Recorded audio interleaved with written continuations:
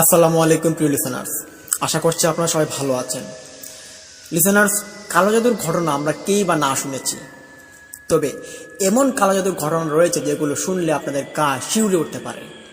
হ্যাঁ, এমনই একটি ঘটনা বাছাই করে একটি সত্য ঘটনা আপনাদের মাঝে আজকে আমরা উপস্থাপন করতে যাচ্ছি। লিসেনার্স, আজকে আমরা আপনাদের মাঝে একটা আশা দিতে পারি যে এই ঘটনাটি আপনাদের মাঝে অনেকটা ভালো লাগবে। এটি একটি ইমেল স্টোরি। ইমেলে যেভাবে লেখা আছে আমরা ঠিক সেভাবে আপনাদের মাঝে উপস্থাপন করার চেষ্টা করব।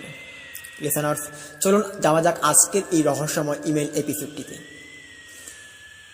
সবাইকে সালাম ও শ্রদ্ধা জানাচ্ছি যারা যারা আজকে আমার এই ঘটনাটি শুনছেন। আসসালামু আলাইকুম, আশা করছি আপনারা সবাই ভালো আছেন।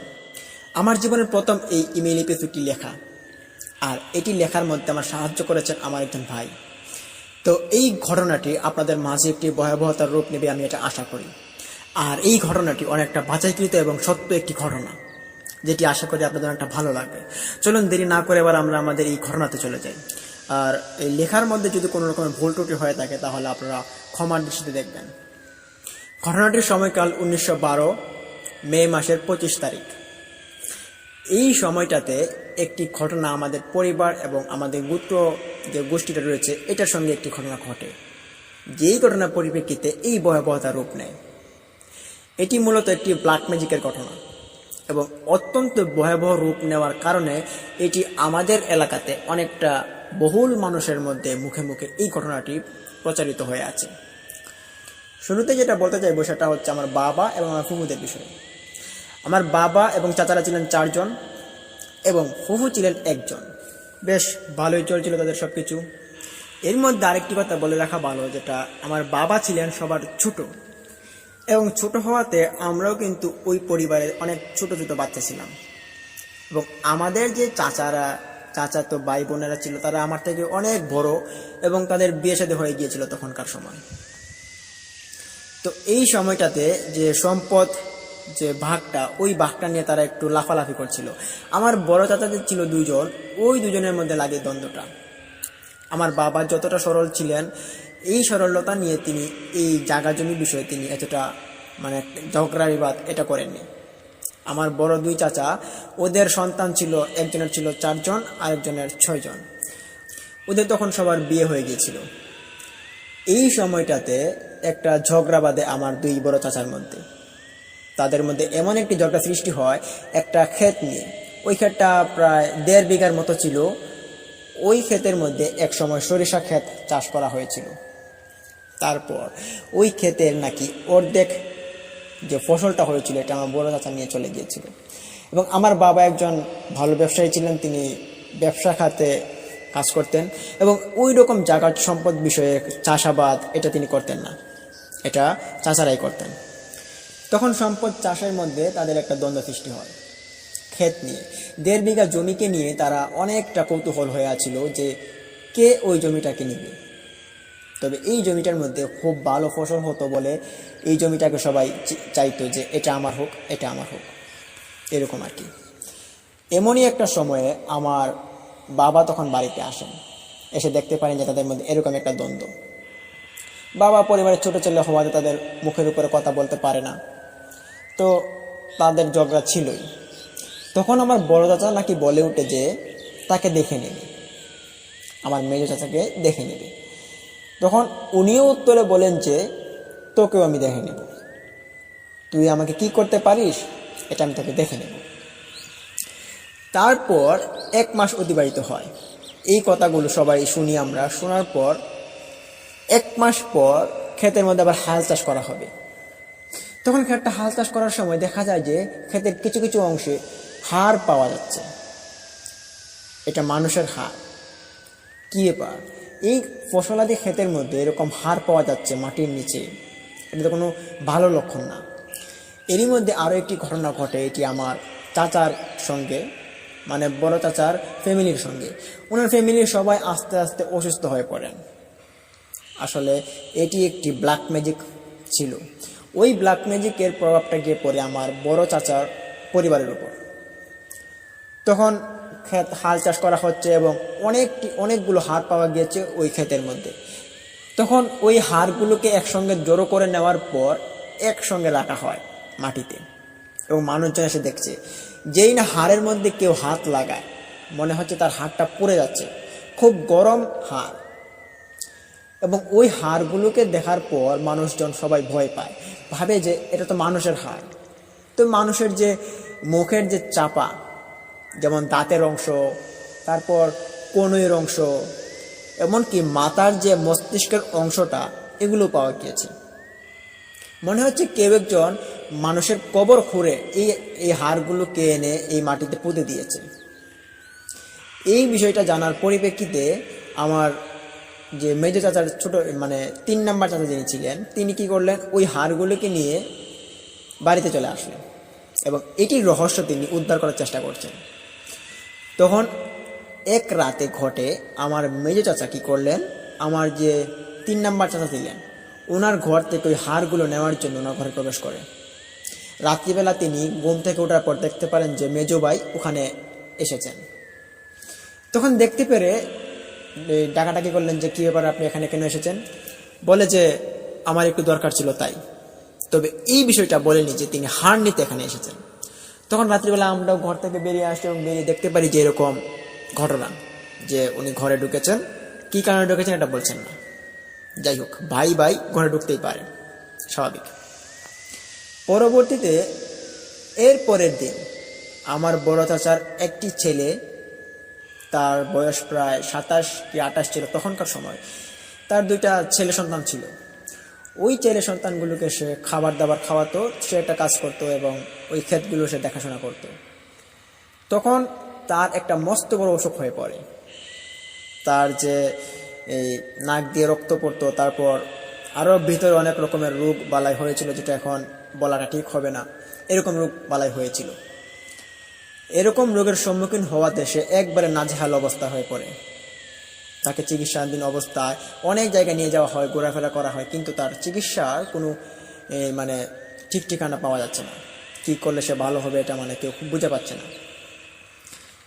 চলতে থাকে হবে কয়েকটা দিন, 1 সপ্তাহ 12 দিন পার হয়ে যায়।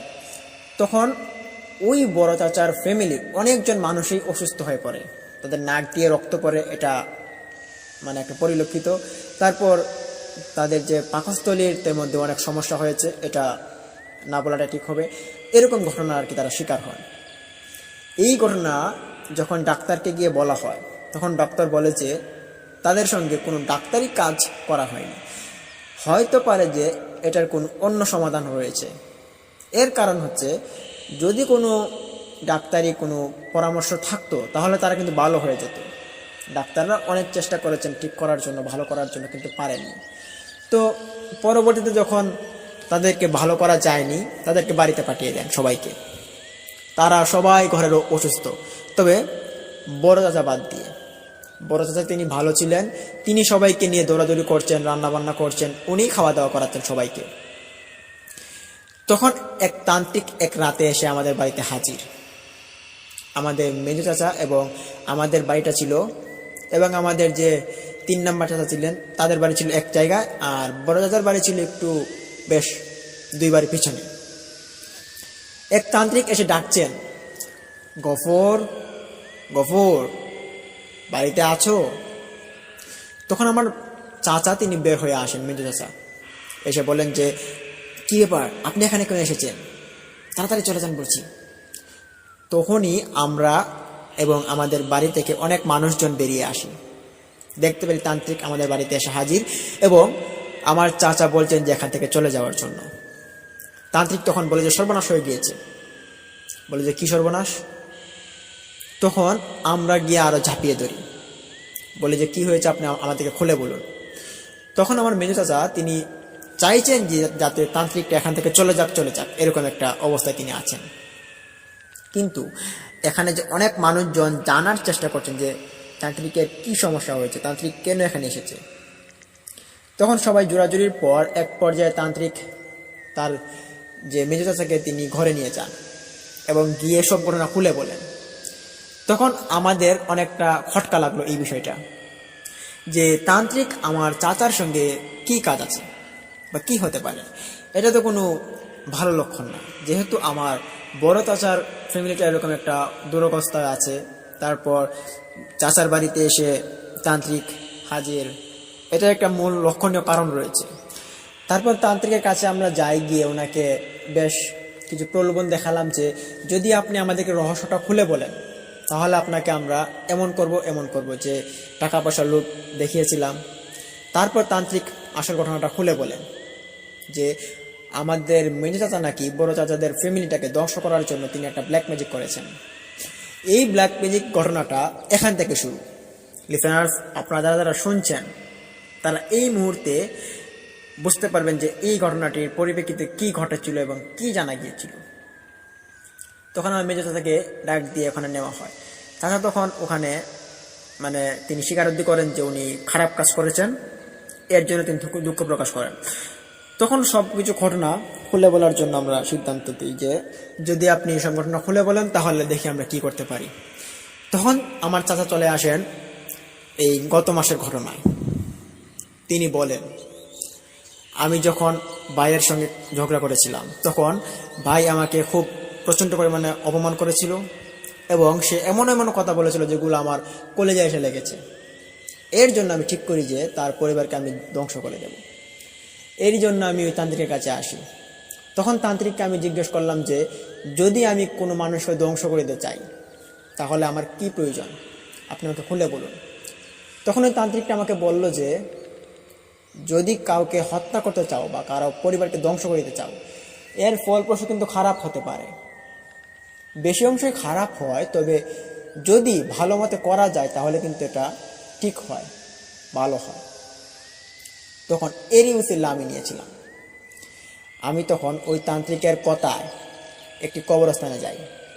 তিনি তখন আমাকে বলেছিলেন যে একটি কবরস্থান থেকে যদি একটি লাশের যে মরদেহটা, ওইটার হাড়, তারপর মাথার খুলি, তারপর আরও কিছু কিছু অংশ, এগুলো যদি আমি তান্ত্রিকের কাছে নিয়ে আসতে পারি তাহলে তান্ত্রিক কিনা একটি কালো জাদু করতে পারবে এবং ওই জাদুর প্রভাবে একজন পরিবারকে ধ্বংস করা যায়। এইটা ভেবে আমি একটি কবরস্থানে যাই, আমাদের ওই যে দক্ষিণে কবরস্থান। ওই কবরস্থানে অনেক মানুষ কিন্তু যায় না সচরাচর। তখন ওই কবরস্থান থেকে আমি একটা কবর খোঁড়া শুরু করি রাত্রিবেলা। সাথে আমার কেউ ছিল না। তান্ত্রিক তখন আমাকে কয়েকটা শর্ত দিয়েছিল, বলেছিল আমি যদি এটা না তুলি তাহলে আমার উপরে নাকি এই ব্ল্যাক ম্যাজিক প্রভাব আসতে পারে, যার কারণে আমাকে এটা তুলে ওনাকে নিয়ে যেতে হবে ওনার কাছে। তখন আমি এটাই করি, কবরস্থান খড়ি রাত্রিবেলা কবরস্থান খোঁড়ার সময় আমি দেখতে পারি যে আশপাশ দিয়ে কি বাজে রকমের আওয়াজ হচ্ছে। খুব ভয় লাগছিল তখন, যদিও এতটা ভয় লেগেছিল কিন্তু এই ভয়ের পরিপ্রেক্ষিতে আমি এতটা ভয় পাইনি, কেননা আমার মনে এতটা রাগ জন্মেছিল যে ভাইয়ের পরিবারকে ধ্বংস করে দেওয়ার জন্য এটা আমি করবই। তখন ওই কবরস্থানটা এক পর্যায়ে আমি খোঁড়ার পর দেখতে পারি যেখানে কিছু কঙ্কাল বিশিষ্ট পড়ে আছে, যে কবরটা প্রায় 9 মাস আগে দেওয়া হয়েছিল এই কবরস্থান। তখন কঙ্কালগুলোকে আমি একটা বস্তায় ভরে নেই এবং কঙ্কালের যে পিঠের যে ছাটনি ছিল ওইটা ওখানে ফেলে দিই। তারপর যথাসম্ভব ওই কবরস্থানকে মাটি দিয়ে আবার গুঁড়ে দিই এবং ওই কঙ্কালগুলোকে রাত্রিবেলা কাঁধে করে বহন করে নিয়ে আসি তান্ত্রিকের কাছে। তখন তান্ত্রিককে এনে আমি ওই কঙ্কালগুলোকে দেই হাতে তুলে। সে তখন বলে যে তোর কাজ হয়ে গিয়েছে এবং তুই আমার সঙ্গে 1 সপ্তাহ পরে দেখা করবি।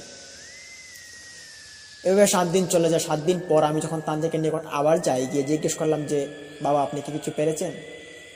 বলে যে হ্যাঁ, এখন তোর আরেকটা কাজ করতে হবে। কি কাজ? বলে যে এই যে কঙ্কালগুলো, এগুলোকে যে কবরস্থানের পাশ থেকে তুলেছিলি এই কবরস্থানের মধ্যে 2টা আবারও পুঁতে দিয়ে আসতে হবে এবং যে ক্ষেত নিয়ে তোর সমস্যা হচ্ছে এই ক্ষেতের মধ্যে তোকে আরেকটা পুঁতে দিয়ে আসতে হবে, অর্ধেক। তিনি ভাগ করে দিয়েছেন যে ওগুলো ওখানে রাখবা এবং ওগুলো ক্ষেতের মধ্যে রাখবা। তখন আমি ওই হাড়গুলোকে হাতে নিয়ে চলে যাই কবরস্থানের দিকে। অর্ধেক ভাগটা কবরস্থানের মধ্যে কিছুটা পুঁতে দিয়ে তারপর আমি ওখানে চলে আসি ক্ষেতের মধ্যে। তখন ক্ষেতের অনেকটা অংশে আমি তখন একটা বোকামি কাজ করি, যেটা হচ্ছে বেশি গর্ত করিনি, অল্প গর্ততে আমি ওই হাড়গুলোকে পুঁতে দিই। তারপর ওই হাড়গুলোকে পুঁতে দেওয়ার পর আমি চলে আসি এবং ওখানে আর লক্ষ্য করি না কিছু। কিন্তু আমি যখন রাত্রিবেলা ঘুমিয়েছিলাম তখন আমি দেখতে পারি যে আমি যে কবরস্থানগুলো খুঁড়েছি এইটার একটা ফুটেজ আমার চোখের সামনে ভেসে উঠছে। তখন আমি 2 দিন খুব ভয়ে থাকি যে যদি এইটার উপর আমার কোনো প্রভাব পড়ে তাহলে তো আমি হয়তো বাঁচতে পারবো না। আর আমি কি এটার মধ্যে কোনো ভুল করলাম কি, এইটা জানার জন্য আমি আবারও তান্ত্রিকের কাছে আসি। তখন তান্ত্রিক আমাকে বলে যে তুই যে কাজটা করেছিস এটা একটা জিনের কাজ, তো এটা তুই মানুষ হিসেবে করেছিস, যার কারণে তোর সঙ্গে এরকম ঘটনা ঘটছে। ভয় পাস না, তোর কিছুই হবে না, তুই শান্তিতে থাক এবং তোর যে কাজটা এটা ঠিক মতো সময় মতো হয়ে যাবে, এটা নিয়ে তুই চিন্তা করিস না। তখন তান্ত্রিকের কথা ভেবে আমি আর কোনো রকম চিন্তা করিনি, যদিও পরবর্তীতে আমার সঙ্গে এরকম ভুতুড়ে কাণ্ডকলাপ ঘটেছে, যেমন স্বপ্নের মধ্যে, তারপর হাঁটা চলার মধ্যে আমি দেখতে পেতাম যে এই একজন মানুষ, কঙ্কাল বিশিষ্ট মানুষ, সে আমার দিকে এগিয়ে আসছে। তারপর ওই কবরস্থানের দিকে আমি একদিন যাওয়া পরে তখন আমি দেখতে পারি যে ওই কবরস্থান থেকে কিছু মানুষ ঘোরাঘুরি করে এবং আমাকে যেন ডাকে। বেশ ভয়ানক একটি অবস্থার মধ্যে আমি ছিলাম। এটা ছিল প্রায় 12 কি 13 দিন। তখন আমি ওই কবরস্থানের দিকে একবারে যাওয়া ছেড়ে দিই এবং আমাদের ওই ক্ষেতের মধ্যে আমি যাওয়া ছেড়ে দিই। পরবর্তীতে যখন আমি শুনতে পাই যে ওই কঙ্কালগুলোর হাড় ফেলে দেওয়া হয়েছিল, তখন আমি ওই কঙ্কালগুলোর যে হাড়গুলো নেওয়ার জন্য আমি আমার ভাইয়ের ঘরে ঢুকি। কিন্তু দুঃখের বিষয় ছিল যে হাড়গুলোকে আমি নিতে পারিনি। তখন আমি হাড়গুলোকে নিতে না পারায় আমি ওই দিন রাতে একটা স্বপ্নে দেখি যে এই হাড়গুলো যদি আমি না নিই তাহলে নাকি আমার খুব বড় একটা ক্ষতি হতে পারে। তখন এই বিষয়টা আমি দেখতে পেরে আমার আর মাথা ঠিক ছিল না, যার জন্য আমার ভাইয়ের ঘরে আমি ঢুকেছিলাম যে হাড়গুলো চুরি করার জন্য। এর পরবর্তীতে তান্ত্রিক আমাকে যেটা বলেছে, তান্ত্রিক দেখেছে নাকি যে হাড়গুলোকে যে মাটি থেকে তোলা হয়েছে, যেমন হাল চাষ করে, ওই হাড়গুলো তোলাটা ঠিক হয়নি। ওই হাড়গুলো তোলার কারণে নাকি আমার পরিবারের কোনো রকম ক্ষতি হতে পারে, এটা তান্ত্রিক বলার জন্য আমার কাছে এসেছেন। তখন তান্ত্রিক, আমি যখন ঘরে নিয়ে গেলাম তখন তান্ত্রিক আমাকে বলে যে সর্বনাশ হয়ে গিয়েছে, তুই এটা কি কাজ করলি, হাড়গুলোকে কেন এখান থেকে তুলে নিলি, এখন তো তোর খুব বড় একটা সমস্যা হবে, বেশ ক্ষতি হবে এটা। তখন তান্ত্রিকের হাতে পায়ে আমি পড়ি, বললাম যে আমাকে বাঁচান, আপনি আমাকে বাঁচান, এটার কোনো সমাধান নেই কি, কোনো উপায় নেই বাঁচার? তখন তান্ত্রিক বলে যে হ্যাঁ আছে, তবে তোকে আরও 2টা কাজ করতে হবে। কি কাজ? বলে যে যে হাড়গুলোকে এনেছিস হাড়গুলোকে তাড়াতাড়ি আমার কাছে নিয়ে আয়। তখন ওই হাড়গুলোকে আমি আর নিতে পারছিলাম না, কেননা হাড়গুলো হচ্ছে বাইরের ঘরে। আমি যদি হাড়গুলোকে কোনো হাড় দিতে যাই তাহলে কিন্তু এই যে পরিপ্রেক্ষিতে যে দায়ভারটা আসবে এটা কিন্তু আমার উপরে সরাসরি চলে আসবে। এর কারণে আমি ওই হাড়গুলোর দিকে আর তাকাতে পারিনি। তান্ত্রিককে আমি বললাম যে যে কোনো উপায়ে আমাকে বাঁচানোর জন্য। তখন তান্ত্রিক আসে এখানে, আর আপনারা এখানে চলে এসেছেন, আমাকে আপনারা প্লিজ মাফ করে দিবেন, খুব বড় একটা অন্যায় করে ফেলেছি। পরবর্তীতে চাচার কথা বাদ দিলাম, তান্ত্রিকের কাছে গেলাম আমরা। তান্ত্রিককে জিজ্ঞেস করলাম যে, তান্ত্রিক বলে যে হ্যাঁ আমি এই কাজটা করেছি তার জন্য। সে আমাকে কিছু টাকা দিয়েছিল, বলল যদি আমি তার বংশকে ধ্বংস করতে পারি তাহলে নাকি সে আমাকে এই টাকা দিবে, আমাকে প্রলোভন দেখিয়েছিল। কিন্তু সে আমার সঙ্গে একটু প্রতারক করেছিল, যদিও আমি এটা এখন বলতে চাই না। তখন তান্ত্রিককে আমরা বললাম যে আপনি মূল ঘটনাটা খুলে বলেন, এখন যে চাচার যে সমস্যাটা হবে এ থেকে পরিত্রাণ পাওয়ার কী উপায় আছে। তখন ওই তান্ত্রিক বলে যে যে হাড়গুলো অবশিষ্ট রয়েছে, তোমরা যেগুলোকে কবর থেকে তুলেছ, ওই হাড়গুলো আমার কাছে নিয়ে এসো, এবং যে হাড়গুলোকে আমি দিয়েছিলাম রাত্রিবেলা ওখানে যে কবর থেকে তোলা হয়েছিল ওই কবরে গিয়ে পুঁতে দেওয়ার জন্য, ওই হাড়গুলোকে নিয়ে আসো। তখন চাচাকে পাঠানো হলো ওই কবরস্থানে। রাত্রিবেলা তিনি ওই হাড়গুলোকে তুলে নিয়ে আসলেন এবং আমাদের চাচার ঘরের যে হাড়গুলো ছিল ওই হাড়গুলোকে নিয়ে আসা হয়, একসাথে জড়ো করে তান্ত্রিকের হাতে তুলে দেওয়া হয়। তখন তান্ত্রিক বলে যে আমি এই কাজটা করতাম না, আমি কোনো মানুষের খারাপ করিনি আজ পর্যন্ত, আমি করেছিলাম আমার নিজের সাধ্যের জন্য।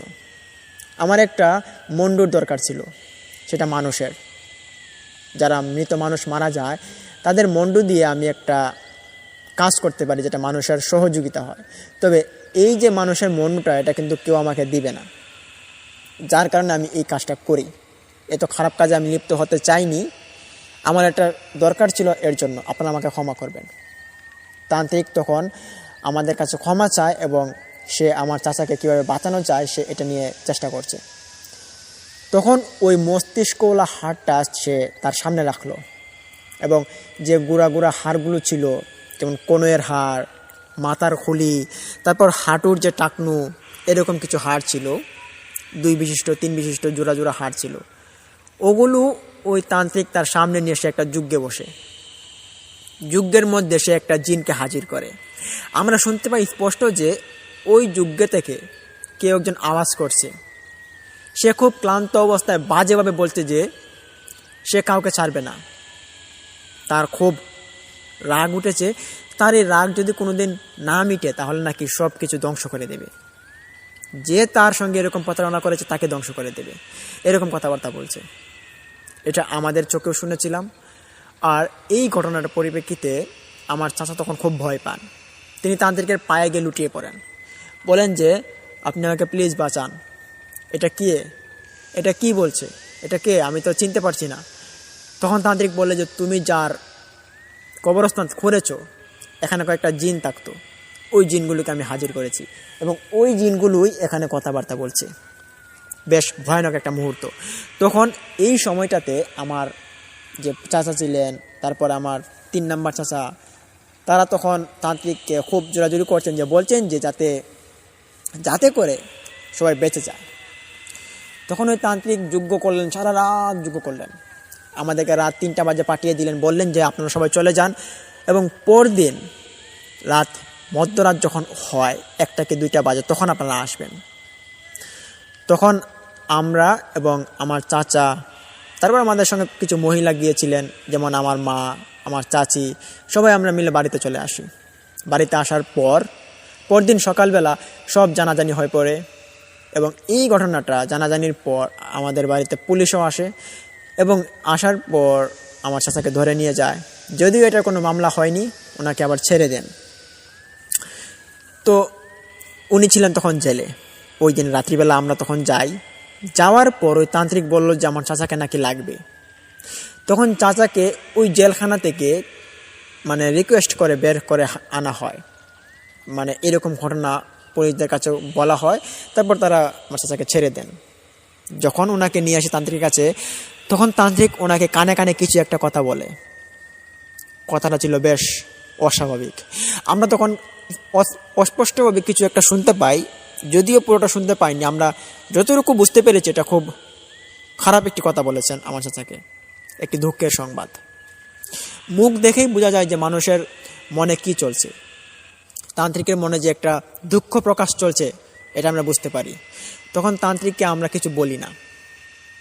আমার চাচা বলেন যে প্লিজ আমাকে বাঁচান, দেখুন আপনি যদি এখন আমাদের পাশে না থাকেন তাহলে কিন্তু আমরা এখন একেবারে নিঃস্ব হয়ে পড়ব, আর আমি যদি মারা যাই আজকে তাহলে কিন্তু আমার পরিবার কে চালাবে, কে কি করবে। তখন তান্ত্রিক বলে যে তোদের পরিবার থেকে যে কোনো একজনের মৃত্যু হবে এই মাসের ভিতরে, আর এটা তোদের সঙ্গে ঘটবেই, আর এটার জন্য তুই দায়ী। তখন চাচা অজোরে কান্না করেন এবং তিনি তান্ত্রিককে অনেক জোরাজোরি করেন, কিন্তু এতে কোনো লাভ হয়নি। তিনি বলেন যে ওনারা এখন আর কিছু করার নেই। দুঃখ ভরা মন নিয়ে আমরা সবাই বাড়িতে চলে আসি।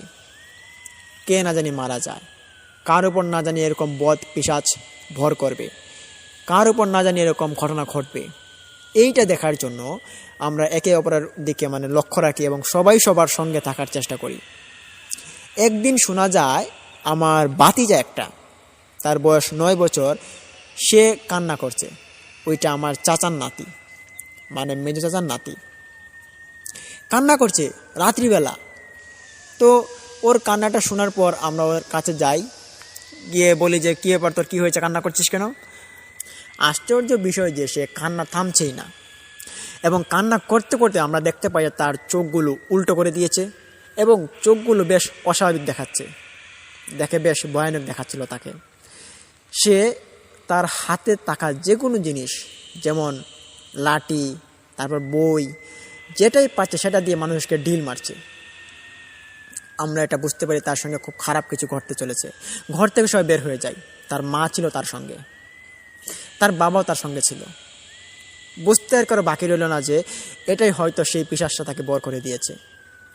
তখন তার মা অজরে কান্না করছে, তার বাবা অজরে কান্না করছে, চাচা অজরে কান্না করছেন। তার আজকে একটি ভুলের জন্য একটি মানুষ, তার নাতির এরকম আজকে মৃত্যুর অবস্থা। তখন এই বিষয়টা একদিন 2 দিন প্রায় 2.5 দিন চলে, তার এরকম পাগলামি, তার এরকম কথাবার্তা, ঘটনাগুলো। এই ঘটনাগুলোর পরিপ্রেক্ষিতে লাস্ট তার মৃত্যু হয়। মৃত্যুর সময় সে মানুষের সঙ্গে অনেক কিছু কথাবার্তা বলেছিল, যেগুলো খুব রহস্যময় কথাগুলো ছিল। সে তার মাকে নাকি বলেছিল যে এই কালো জাদু আবারও নাকি কারো অভিশাপ হয়ে আসতে পারে, সবাইকে সাবধানে থাকার জন্য সে বলে দিল। এবং এটাও বলেছে যে যদি আর কেউ কালো জাদু করতে চায় তাদের গোষ্ঠীবর্গে, তাদের নাকি আরও বড় রকমের সমস্যা হতে পারে। ছোট্ট একটা বাচ্চার মুখে এরকম কথাবার্তা বেশ অস্বাভাবিক ঠেকলো সবার কাছে। তো যাই হোক, তার মৃত্যু হলো। মৃত্যুর পর তাকে সবাই দাফন দিল। পরবর্তীতে আমার যে বড় চাচারা ছিলেন, তাদের যে একটা অবস্থান ছিল, তারা সবাই অসুস্থ হয়ে পড়েছিল। তাদের সঙ্গে একটি ভয়াবহ মহামারী নেয়। কালো জাদুর প্রভাব যে এতটা ভয়ানক হতে পারে, এটা যার সঙ্গে ঘটে সেই কিন্তু বুঝতে পারে। তো আমার বড় চাচার ফ্যামিলিতে অনেক ঘটনা ঘটে। তারা স্বপ্নে দেখতে পারে খুব ভয়ানক কিছু। তারা যখন ঘর থেকে বের হয় তখনও দেখতে পারে যে অনেক কিছু তাদের সঙ্গে ঘটে যায়, ভয়ানক ঘটনা, যেগুলো তারা আগে কখনো দেখেনি। তারা নাকি অনেক জিনকেও দেখেছে তাদের বাড়ির সামনে বসে থাকতে। এই ঘটনাগুলো তাদের সঙ্গে ঘটে। তো একদিন হয় কি, আমার বড় চাচা সে ঘর থেকে বের বের হওয়ার পর দেখতে পারে যে 4-5 জন মানুষরূপে পিশাচ বলা যায় এগুলোকে, এগুলো নাকি তার ঘরের সামনে বসে বসে কান্না করছে ঝিমঝিমিয়ে। তাদেরকে দেখার জন্য বড় চাচা তার সামনে যান, গিয়ে দেখেন যে তারা কান্না করছে ফিসফিসিয়ে। দেখতেই তিনি বুঝতে পারেন যে এগুলো কোনো মানুষ নয়, এগুলো মানুষরূপী পিশাচ। তখন চাচা দৌড় দিয়ে ঘরে আসেন এবং ঘরে এসে তিনি ঘর আটকে দেন। তখন রাত্রিবেলা ঘরের ভিতরে কেউ দরজা নক করে।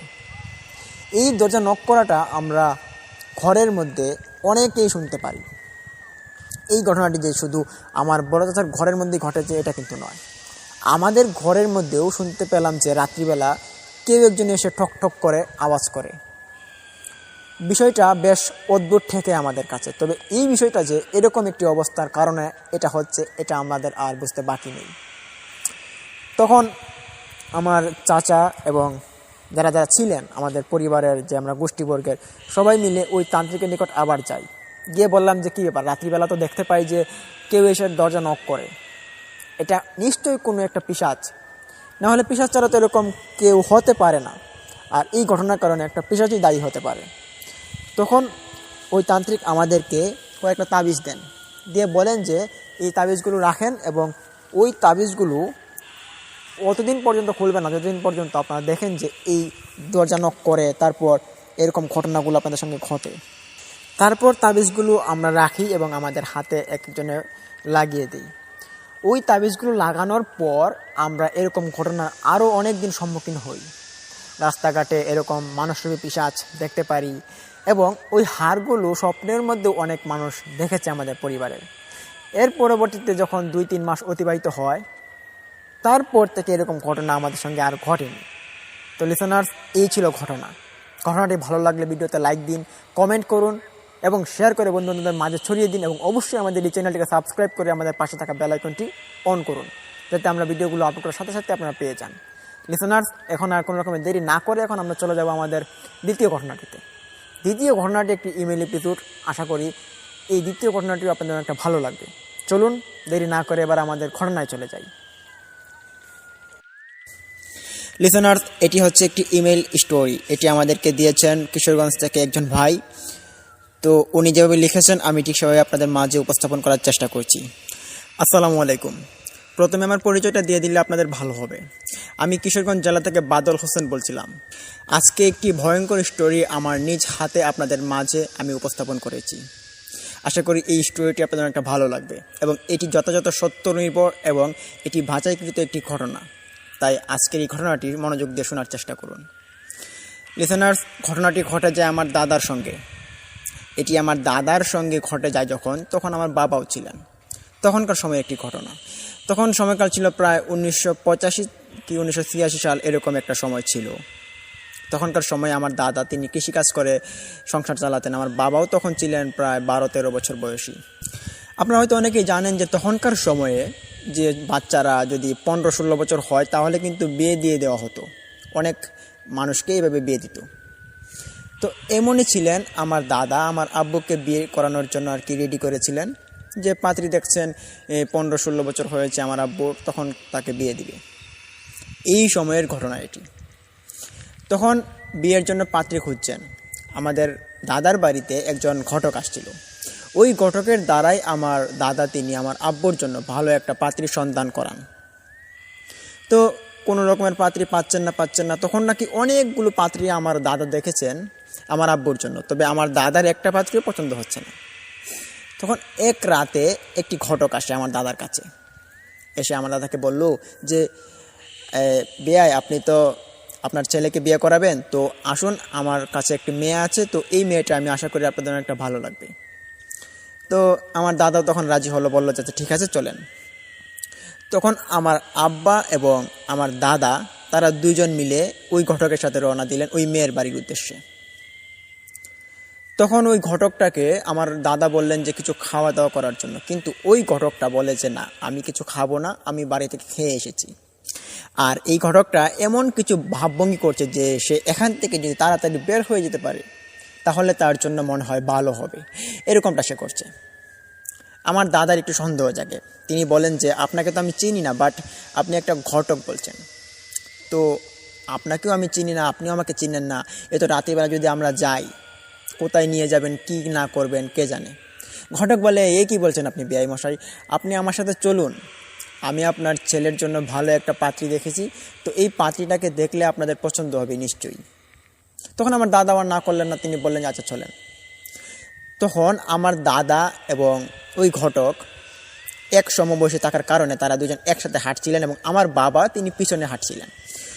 তখনই আমার দাদা তিনি তার পকেট থেকে একটা বিড়ি আর ম্যাচ বের করলো। তখনকার সময় কিন্তু বুড়ো মানুষরা বিড়ি খেয়ে থাকতো আর কি। তো আমার দাদাও তিনি একটা বিড়ি ধরালেন। তো যেই না আমার দাদা বিড়ি ধরালো, সেই সময়েই ওই ঘটকটা আমার দাদার কাছ থেকে একটু দূরে সরে গেল। এটা বলা যায় যে এক লাফ দিয়ে মানুষ যতটুকু যেতে পারবে, মানে জান ছেড়ে যদি একটা লাফ দেয় তাহলে যতটুকু যেতে পারবে সে অতটুকু চলে গিয়েছে, এবং অতটুকু গিয়ে সে জোরে হাঁটা শুরু করে দিয়েছে। আমার দাদা তখন দেখে অবাক। তিনি চিন্তা করেন যে কী ব্যাপার, বিড়ি ধরাতে না ধরাতেই সে এতটা দূরে চলে গেল কিভাবে। তখন ডাকছেন, ও ঘটক ভাই, ও ঘটক ভাই, এদিকে আসেন, আপনি এত তাড়াতাড়ি হাঁটছেন কেন, সমস্যা কি? ঘটক তখন সামনে থেকে বলেছে, না না, আমি এখন আসতে পারবো না, আপনার পিছন পিছন আসেন, আমি সামনে সামনে হাঁটছি। আমার দাদা তখন আর এতটা প্রেরণার বিষয় হবে যেটা তিনি ভাবেননি। তিনি তখন ওই ঘটকটার পিছন পিছন হাঁটছেন, সাথে আমার বাবাও। ঘটকের পিছন পিছন হাঁটতে হাঁটতে তারা অনেকটা দূর চলে গিয়েছেন। তো এতটা দূর যাওয়ার পর হঠাৎ তাদের লক্ষ্য হলো যে তারা এখন কোথায় আছে। আশপাশে চেয়ে দেখে যে যে জায়গাতে তারা এখন অবস্থানকৃত আছে সেই জায়গাটা নাকি কোনোদিন তারা দেখেনি, এমনই একটি জায়গাতে তারা চলে এসেছে। জায়গাটা বেশ ভয়ানক দেখাচ্ছে, গাছপালাগুলো খুব চটচটে আছে এবং জায়গাটা বেশ এক কথায় ভয়ানক বললেই চলে। তখন আমার দাদা ওই ঘটককে ডাক দিয়ে বললেন যে কী হলো বিয়াই, আপনি আমাদের কোথায় নিয়ে এসেছেন, এই জায়গা তো আমরা চিনি না, আর আমরা এখানে কীভাবে আসলাম। তখন ঘটকটা ওই সামনে থেকে সে হাসছে, তার হাসির অট্ট হাসিটা আমার দাদা এবং বাবা তারা দুজন শুনতে পান। শুনতে পেয়ে তারা ঘটক মনে করেছিলেন যে তারা তাদের সঙ্গে কোনো মশকরা বা কোনো মজা করছে। এইটা দেখার জন্য ওই ঘটকের নিকট তারা যাওয়ার চেষ্টা করে। যখনই আস্তে আস্তে পা ফেলে তারা ওই ঘটকের নিকট এগোচ্ছিল, ততই মনে হচ্ছিল যে তারা একটি ভয়ঙ্কর কিছুর ভিতরে তারা প্রবেশ করছে। মনে হচ্ছে খুব শীতল একটা জিনিসের ভিতরে যদি মানুষ ঢুকে তাহলে যেমনটা অনুভূতি হয়, ঠিক তেমনটা অনুভূতি হচ্ছে তাদের সঙ্গে। তারা তখন ওই ঘটকটার কাছে চলেই যান। গিয়ে তারা ঘটককে জিজ্ঞেস করেন যে কি হলো বিয়াই, আপনি আমাদেরকে এটা কোথায় নিয়ে এসেছেন, আর হাসছেন কেন এভাবে? ঘটক তখন নিমেষের মধ্যে উতাও হয়ে গেল। কি ব্যাপার, ঘটক কোথায় গেল? এই ঘটককে খুঁজতে খুঁজতে তারা ওই জঙ্গলের অনেকটা পথ অতিক্রম করে, তবে ঘটককে খুঁজে পাচ্ছে না। তখন নিরুপায় হয়ে তারা মন ভরা ভয় নিয়ে তারা এই জঙ্গলটা থেকে কীভাবে বের হওয়া যায় এটা চিন্তা করছেন। তখন পাশেই দেখতে পান যে একটা ছোট্ট রাস্তা এখান দিয়ে বয়ে গিয়েছে। ওই রাস্তা তারা এখান দিয়ে ধরা শুরু করে। তখন ওই রাস্তা দিয়ে হাঁটা শুরু করেন। তো হাঁটতে হাঁটতে তারা এখানে আরও কিছু জায়গার সম্মুখীন হন, যে জায়গাগুলো তাদের কাছে খুব ভয়ানক ঠেকছিল। এমন কিছু গাছ রয়েছে যে গাছগুলো তারা জীবনের প্রথম দেখেছে নাকি ওই জঙ্গলটাতে। তখন আর একটু সামনে গিয়ে দেখতে পারে যে কীরকম ফুলের গাছ, ওই গাছগুলো থেকে কেমন এই রক্তর মতো লাল পানি বইছে। তারা এটা দেখে ওই পানিটাকে হাতে নিয়ে দেখতে পারে যে টাটকা মানুষের রক্তের মতো একবারে লাল বর্ণ এবং এরকম একটা গন্ধ বইছে। আমার বাবা তখন বলেন যে দেখুন এটা কিসের রক্ত। তখন দাদা বলেন যে চলে এসো, এখানে আর দেরি করা সম্ভব হবে না আমাদের, আমরা তাড়াতাড়ি রাস্তা ধরে দেখি শেষ প্রান্তে কি আছে। তখন তারা ওই রাস্তার সোজা হাঁটা শুরু করে। এমনকি তারা এতটা স্পিডে হাঁটছিলেন, তো এতটা স্পিডে হাঁটার সময় যদি কোনো কিছু পাশে শব্দ করে তাহলে কিন্তু এই শব্দটা তারা শুনতে পাবে না। এবং ওই জঙ্গলের ভিতরে যে পাতালতা ছিল, এগুলো কচরমচর একটা শব্দ, এই শব্দটার প্রভাবে তারা আর দেখতে পায়নি যে কি ছিল পাশে, কি ছিল সামনে পিছনে। তো অনেক কিছুই ছিল যেটা তারা পাতা দেয়নি। সামনে গিয়ে দেখতে পারে যে এখানে একটা মানুষ পড়ে আছে, একটা মৃতদেহ। তবে অবাক করা বিষয় যে এই মৃতদেহটাকে তারা কোনোদিন দেখেইনি এলাকাতে। মৃতদেহটার শরীরটা ছিল নাকি একদম সাদা বর্ণের এবং ধবলী রোগীর শরীর যেমন থাকে এরকম একটা শরীর। তার হাতের মধ্যে কিছু মাংস খাওয়া এবং মুখের যে গালের মাংসটুকু যেমন কেউ উপড়ে নিয়েছে। পায়ের মধ্যে রক্ত বইছে, মনে হচ্ছে যে সারা শরীরটাকে কোনো বাঘ বা কোনো হিংস্র প্রাণী ছেড়ে দিয়েছে একবারে। তো এরকমটা দেখার পর আমার দাদা তখন ঠিক করলেন যে এই দেহটাকে তিনি আর কিছু করবেন না, এখান থেকে যথারীতিভাবে তারা বের হয়ে যাবেন। তখন আমার আব্বা বলে উঠেন যে আপনি লাশটাকে নিয়ে নিন, আমরা এই লাশটাকে পাশে নিয়ে যাই, যদিও হতে পারে কোনো আত্মীয় স্বজনের মেহমান হবে যার লাশটা এখানে পড়ে আছে। তখন দাদা বলেন যে না, এটা আমাদের সঙ্গে কোনো স্বাভাবিক কোনো কর্মকাণ্ড হচ্ছে না, তাড়াতাড়ি চলে আয়। এই বলে আমার দাদা আমার আব্বুকে নিয়ে ওই জঙ্গল থেকে কীভাবে বের হওয়া যায় এটা নিয়ে তারা গবেষণা করছেন। ঘুরতে ঘুরতে তারা একই চত্বরে পড়ে যাচ্ছেন আবার। এতটা বড় জঙ্গল তাদের কাছে মনে হচ্ছে যে অচেনা একটা জঙ্গল। এটার রাস্তা কোন দিকে গেলে তারা কি পাবে এটা তারা কোনোভাবেই ঠিক করতে পারছে না। তখন হঠাৎই তারা দেখতে পায় যে এক জায়গাতে আলো জ্বলছে। ওই আলোটার নিকট তারা আস্তে আস্তে করে এগোয়। আলোটার নিকট যেই না তারা এগোয় তখনই তারা দুজন ছিটকে পড়ে যায় পিছনে। তখন হাতে পায়ে খুব প্রচণ্ড ব্যথা পায়। তারা উঠে দাঁড়ানোর পর তারা শুনতে পায় এই জঙ্গলের উপরিভাগ থেকে, যেমন মনে হচ্ছে গাছপালা থেকে কোনো খারাপ কিছু তাদের দিকে তাকিয়ে আছে এবং তাদেরকে ডাকছে। যেমন কিছু যদি কেউ খায়, বাঘ যদি কোনো খাবার খায় তাহলে যেমন কেচের মেচের একটা শব্দ হয়, ঠিক এরকম একটা বাজে বিশ্রী একটা আওয়াজ তারা শুনতে পেয়ে তারা এখানে একদম হতাশায় পড়ে যান। তখন এখান থেকে তারা বের হওয়ার জন্য আবারও চেষ্টা করা শুরু করেন, কিন্তু ফলপ্রসূত তারা এখান থেকে বের হতে পারছেন না। যেদিকে যাচ্ছেন সেদিকেই ভয়ানক অবস্থা, যেদিকে যাচ্ছেন সেদিকে তাদের ভয়ানক অবস্থা। তখন এভাবে ঘুরতে ঘুরতে তারা একটা পর্যায়ে যান, যেখানে যাওয়ার পর তারা এমন কিছু দেখেন যেটা পরবর্তীতে তাদের আর মনে থাকে না। সেই জিনিসটা দেখার পরেই তারা জ্ঞান হারিয়ে ফেলেন এবং জ্ঞান হারানোর পর তারা এখানেই পড়েছিল। পরদিন সকালবেলা এখানে অনেক মানুষজন আসা যাওয়া করছিল। কিছু মানুষ তাদেরকে এখানে দেখতে পায় যে সেন্সলেস অবস্থায় পড়ে আছেন। দেখে চিনতে পারেন তাদের এলাকার লোক। তাদেরকে তখন বাড়িতে নিয়ে আসা হয়। বাড়িতে নিয়ে এসে বলে যে তারা এখানে পড়েছিল ওই যে খালপাড়ের কিনারায়। তখন বাড়ির লোকজনও সবাই অস্থির হয়ে আছেন, তাদেরকে খোঁজাখুঁজি করছেন সকালবেলা। যেহেতু সারা রাত তারা বাড়ি ফিরেনি এবং না বলে চলে গিয়েছে, কোনো যোগাযোগের মাধ্যমও ছিল না, এরই জন্য তারা সকালবেলা সারা দিক খোঁজার চেষ্টা করেন। তো বাড়িতে চলে এসেছেন তারা দুজন, তাদেরকে অন্য মানুষরা নিয়ে এসেছে।